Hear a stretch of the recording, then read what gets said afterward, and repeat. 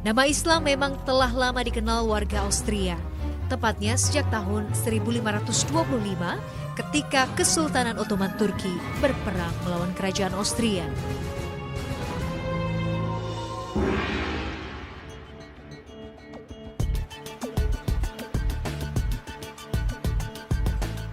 Tak hanya sejarah, kini pengaruh Muslim pendatang dari negara Balkan dan benua Afrika juga membawa ledakan angka pemeluk Islam di Austria dari tahun ke tahun. Tercatat setidaknya ada sekitar 350.000 Muslim dari 8 juta penduduk Austria. Angka ini juga terus bertambah dengan kehadiran para mu'alaf.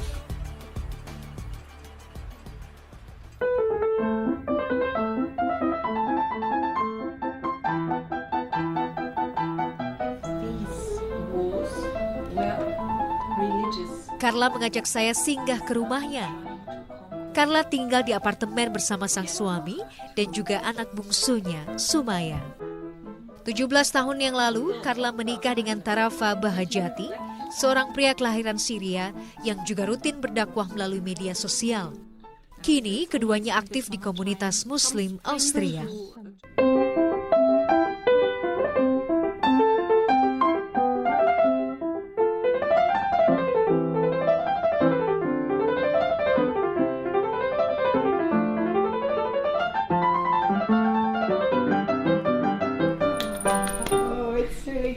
That's amazing. So, Sumaya, what is your opinion as your mother child? So she's one of the Muslim women living in Austria, and now she fight for the women right for wearing headscarf in Austria. Yeah, I think it's really wonderful of her to do this and to be there, especially for the women in Austria and the Muslim women who really have to fight for the rights nowadays. She's a perfect mother. Selain aktif di berbagai kegiatan Muslim, Carla juga berperan besar sebagai seorang ibu bagi anak-anaknya. Salah satunya adalah keputusan Carla untuk tidak memaksakan sesuatu hal kepada anaknya, termasuk keputusan untuk mengenakan hijab. I think the important thing is that they have something like a spiritual balance and that they value the potentials that Allah Almighty has given to them. Carla ingin anak-anaknya mengenali sendiri apa sebenarnya Islam dan apa makna ketika seseorang menjadi Muslim.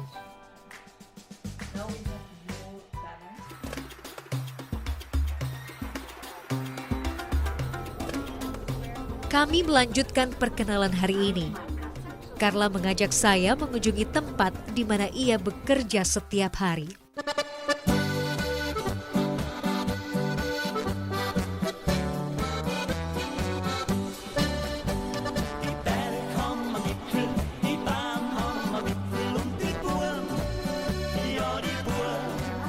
Disinilah Carla bekerja untuk mencari solusi tentang isu-isu terkini terkait Muslim di Austria.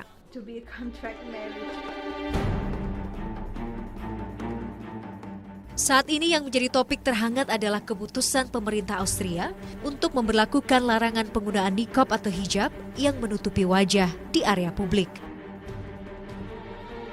Peraturan ini berlaku sejak Januari 2017. Hingga saat ini, Carla bersama rekan-rekannya di komunitas Muslim Austria terus memperjuangkan hak muslimah Austria untuk mengenakan niqab. The headscarf is to many people a symbol for being other, for not being willing to assimilate with society. And we try to make clear that we are with the idea of integration, especially integration. Di beberapa negara, hijab masih menjadi hal yang tabu. Hijab dianggap sebagai wujud pengekangan kebebasan wanita. Faktanya, di balik perintah untuk berhijab terkandung makna dan kebaikan. Salah satunya adalah memuliakan kaum wanita. Seperti tertulis dalam surat An-Nur ayat 31. Dan katakanlah kepada perempuan yang beriman agar mereka menjaga pandangannya, memelihara kemaluannya, dan janganlah menampakkan perhiasan atau auratnya, kecuali yang terlihat.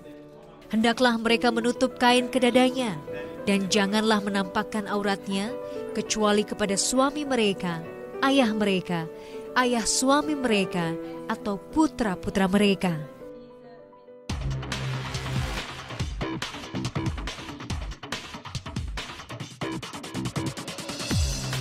Belum sah perjalanan Anda ke Austria jika belum singgah ke Danau Hallstatt.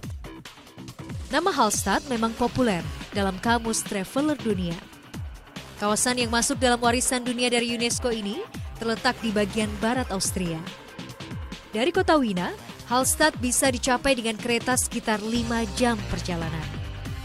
Danau Hallstatt menyajikan pemandangan yang sangat menakjubkan. Selain itu, desa Hallstatt juga tak kalah menarik. Terletak di antara pegunungan, membuat wisatawan bisa bebas menikmati segarnya udara di kawasan ini.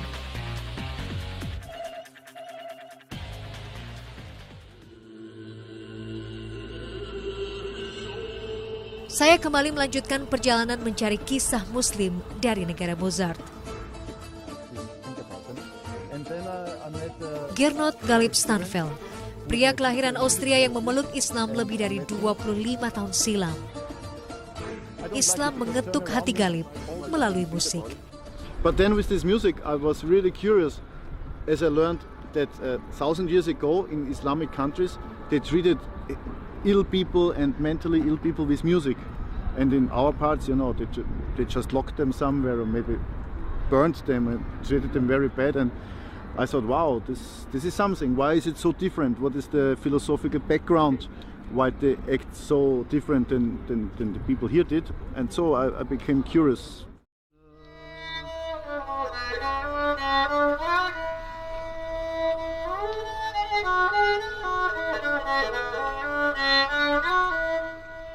Di Wina, Galip tak hanya dikenal sebagai ahli terapi dengan alat musik dari negara Muslim, tapi ia juga seorang pengajar kesenian Muslim di sebuah universitas yang khusus mempersiapkan para guru untuk sekolah-sekolah Muslim di Eropa. Menurut sejarah, salah satu pencetus terapi musik adalah ilmuwan Islam bernama Al-Kindi atau Al-Kindus. Ia adalah seorang ilmuwan jenius di bidang kedokteran pada masa kekhalifahan Abbasiyah. Selain itu, ahli kedokteran Muslim Ibnu Sina dan Al-Farabi juga memberi pengaruh terhadap keberadaan terapi musik. Masa gemilang terapi musik mulai berkibar kembali di masa Turki Ottoman. Pada saat itu, para ahli kedokteran Islam di Universitas Cerrahpassa Istanbul mulai mengembangkan efek musik untuk pikiran dan badan manusia.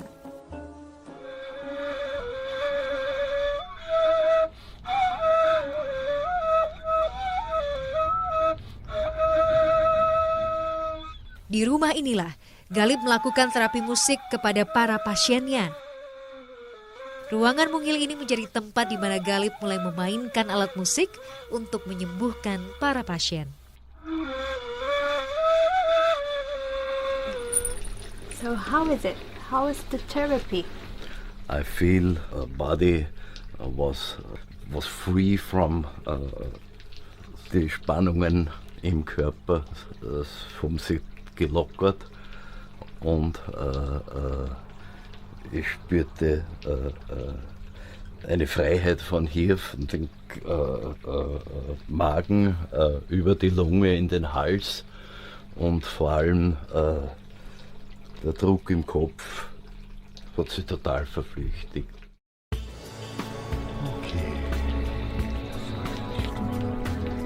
Selama 20 tahun, Amin menderita kelumpuhan otot dan terus mengkonsumsi obat-obatan kimia, serta menjalani 14 kali operasi.